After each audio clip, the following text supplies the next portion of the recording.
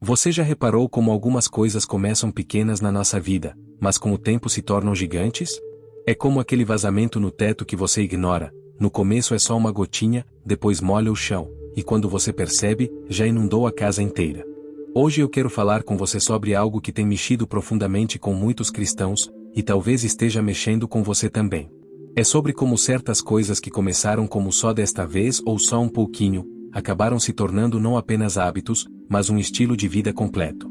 Deixa eu explicar uma coisa importante primeiro. Existe uma diferença gigantesca entre cometer um pecado e viver um estilo de vida pecaminoso. Sabe qual é? Quando você comete um pecado, você sabe que errou. Sente peso no coração, busca o perdão de Deus, se arrepende de verdade. Mas quando algo vira estilo de vida, acontece uma coisa muito mais sutil e perigosa. Você para de sentir que está errado. Em Romanos 6,16 diz: Vocês não sabem que, quando se oferecem a alguém para lhe obedecer como escravos, tornam-se escravos daquele a quem obedecem. Paulo estava falando exatamente sobre isso. A gente se oferece como escravo daquilo que repetimos constantemente. E olha que palavra forte, escravos. Não é só eu faço isso às vezes, é escravidão mesmo. Pensa comigo, começou como vou só dar uma olhada neste filme que todo mundo está falando. Depois foi bem, só alguns filmes mesmo, não faz mal. Em poucos meses, sua mente está completamente consumida com conteúdos que você jamais assistiria na frente dos seus pais ou dos seus líderes. Ou então, é só alguns pensamentos que passam pela minha cabeça, todo mundo tem. Mas esses alguns pensamentos começaram a definir suas conversas, suas piadas, a música que você escuta, os lugares que você frequenta. O mais triste é que a gente vai perdendo sensibilidade. Sabe aquela voz do Espírito Santo que incomodava? Ela vai ficando mais fraca. Aquele peso no coração quando você sabia que estava errado? Vai sumindo. Em Gálatas 6,7 diz: Não se deixem enganar, de Deus não se zomba. Pois o que o homem semear, isso também ceifará. Agora eu quero falar sobre algumas áreas específicas que tenho visto afetarem muitos cristãos. E se você está se sentindo desconfortável, talvez seja porque o Espírito Santo está te tocando. Irmão, irmã, Deus criou a sexualidade. Ela é linda, é sagrada, é abençoada, no contexto que Ele estabeleceu. Mas a nossa cultura pegou essa bênção de Deus e transformou em commodity, em entretenimento, em vício. E o que começou como só uma curiosidade virou uma prisão mental. O que era só umas imagens virou um padrão de pensamento que contamina até seus momentos de oração. O que era só diversão virou algo que você esconde de todo mundo que você ama. A igreja moderna fala sobre bênção, sobre sucesso, sobre identidade. Mas muitos têm medo de tocar no pecado sexual. Porque ofende. Porque fere. Porque afasta. Mas o que afasta não é a verdade. É a mentira que ela expõe. Se a igreja não falar, o mundo vai ensinar. E ele já está ensinando. 1. Que tudo é normal. 2. Que tudo é aceitável. 3. Que tudo é relativo. Mas a Bíblia ainda é absoluta. E a santidade, ainda é o padrão. A masturbação é um dos vícios mais ocultos entre os cristãos. Porque é solitária. Porque não deixa marcas visíveis. Mas destrói por dentro. Ela prende a mente. Apaga a sensibilidade espiritual. E cria uma prisão emocional com algemas invisíveis. Você pode orar depois. Pode chorar. Pode prometer que não vai mais acontecer. Mas se não houver confronto real, vai voltar. E a cada vez, a vergonha aumenta. E a intimidade com Deus diminui. Quer vencer? Traga a luz. Busque ajuda. Quebre o ciclo. E descubra que você não é o único lutando. Mas também não precisa ser mais um que cai. Você não peca quando cai. Você peca quando permite o pensamento permanecer. Tudo começa com uma semente na mente. Só hoje. Ninguém vai ver. Deus entende. É só um vídeo. O diabo não precisa te empurrar. Ele só precisa te sugerir. Por isso, a Bíblia diz: levai cativo todo pensamento à obediência de Cristo. 2 de Coríntios 10:5. Santidade começa no pensamento. Pureza começa no olhar. Liberdade começa no sim para Deus e não para a mentira. Você não vai vencer o pecado com emoção.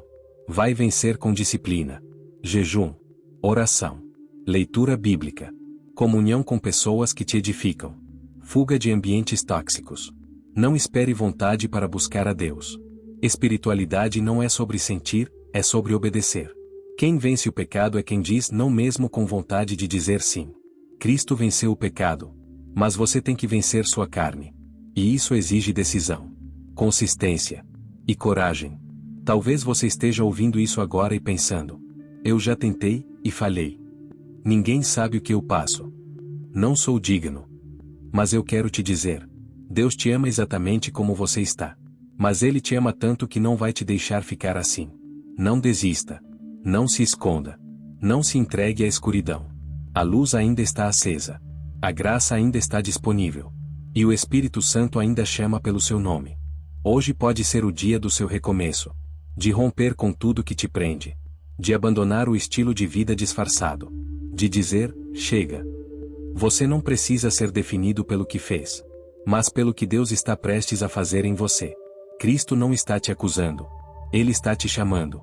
Para perto. Para dentro. Para uma nova história.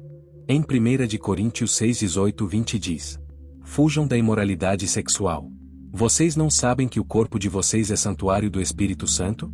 Portanto, honrem a Deus com o corpo de vocês. Paulo não disse controlem a imoralidade. Ele disse fujam. Porque ele sabia que algumas coisas, quando se tornam estilo de vida, só fugindo mesmo. Deixa eu fazer uma pergunta: o que você tem assistido? O que você tem escutado? Que tipo de conteúdo tem entrado pelos seus olhos e ouvidos? Porque, veja só, a gente é muito cuidadoso com o que comemos. Ah, não posso comer isso que faz mal, aquilo tem muito açúcar.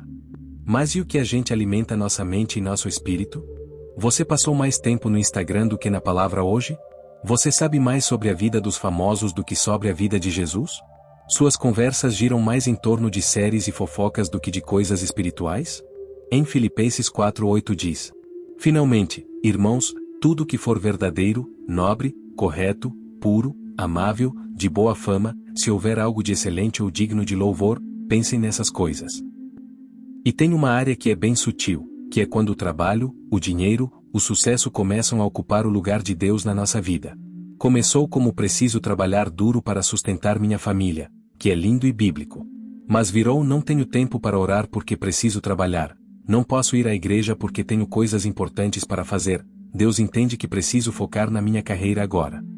Em Mateus 6:24 diz: ninguém pode servir a dois senhores.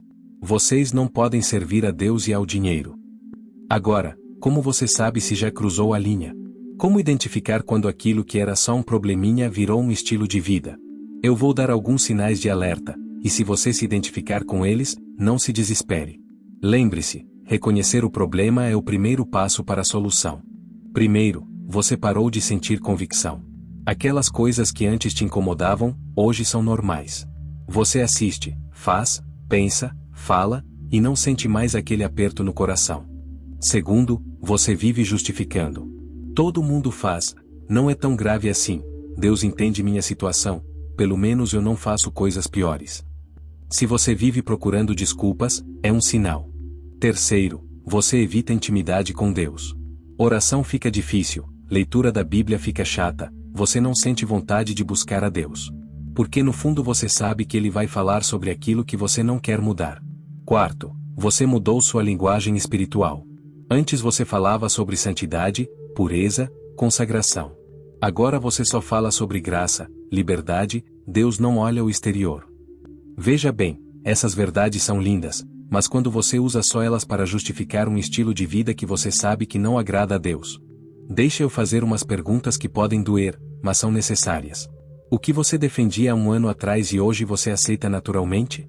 Do que você teria vergonha de falar na sua célula ou para o seu pastor? O que você esconde das pessoas que mais te amam?